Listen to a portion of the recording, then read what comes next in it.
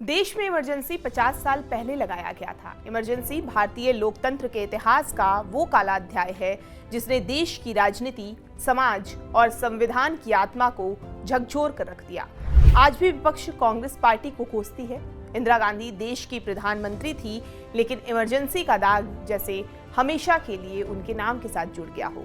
यूं तो इमरजेंसी की कई कहानियां हैं और इन कहानियों के अपने दर्द हैं, लेकिन हम एक कहानी आपको बताने जा रहे हैं युद्ध की। वैसे भी आज के दौर में दुनिया में युद्ध का माहौल है। ईरान और इजरायल के बीच अभी सीज फायर हुआ है। बहुत कम लोग जानते हैं कि इमरजेंसी के दौरान भी एक ऐसा ही युद्ध हुआ था और उस युद्ध ने इंदिरा गांधी को टेंशन में डाल दिया था। जानकार कहते हैं कि इमरजेंसी की पटकथा की शुरुआत 1973 में ही हो गई थी, जब इजरायल और अरब देशों के बीच यौम किप्पुर युद्ध छिड़ा। ये युद्ध भले ही भारत से हजारों किलोमीटर दूर लड़ा गया हो, लेकिन इसके नतीजे भारत के आम आदमी की जेब पर पड़े थे। युद्ध के कारण दुनिया भर में तेल कीमतों में तेजी से उछाल आया। भारत उस समय ऊर्जा जरूरतों के लिए भारी मात्रा में तेल आयात पर निर्भर था।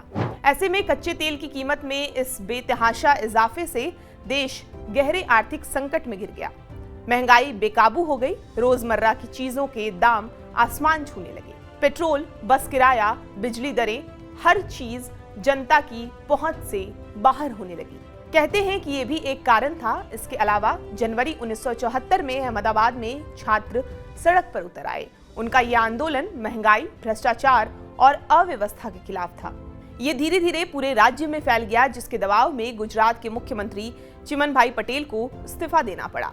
इस बीच बिहार में भी छात्र आंदोलन की आग तेजी से फैलने लगी। बढ़ती कॉलेज फीस और बढ़े हुए बस किरायों ने मानो महंगाई की मार झेल रहे छात्रों के गुस्से को और हवा दे दी। 18 मार्च 1974 को हजारों छात्र पटना की सड़क पर उतर आए। उन्होंने पटना साइंस कॉलेज से विधानसभा तक विशाल मार्च निकाला।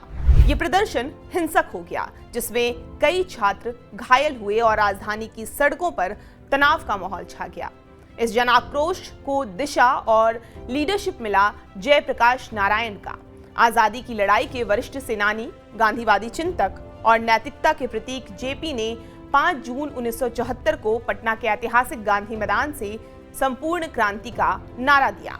जेपी ने इस आंदोलन को केवल महंगाई या भ्रष्टाचार तक सीमित नहीं रखा, बल्कि इसे एक बड़े सामाजिक राजनीतिक आंदोलन में बदल दिया। वे चाहते थे कि भारत में शिक्षा, प्रशासन, राजनीति, हर क्षेत्र में आमूलचूल परिवर्तन लाया जाए। उनका आंदोलन युवाओं, छात्रों, बुद्धिजीवी और विपक्षी दलों का एक समूह बन गया। जेपी आंदोलन की गूंज पूरे देश में सुनाई देने लगी। इसी बीच 12 जून 1975 को इलाहाबाद हाई कोर्ट ने रायबरेली से इंदिरा गांधी के चुनाव को भ्रष्ट आचरण का दोषी मानते हुए अवैध ठहरा दिया और 6 साल तक चुनाव लड़ने से अयोग्य ठहरा दिया। इस कानूनी झटके के बाद विपक्ष पहले से ज्यादा मुखर हो गया और इंदिरा गांधी की कुर्सी पर खतरा मंडराने लगा। जेपी ने सेना और पुलिस से भी अवैध आदेशों का पालन न करने की अपील कर दी।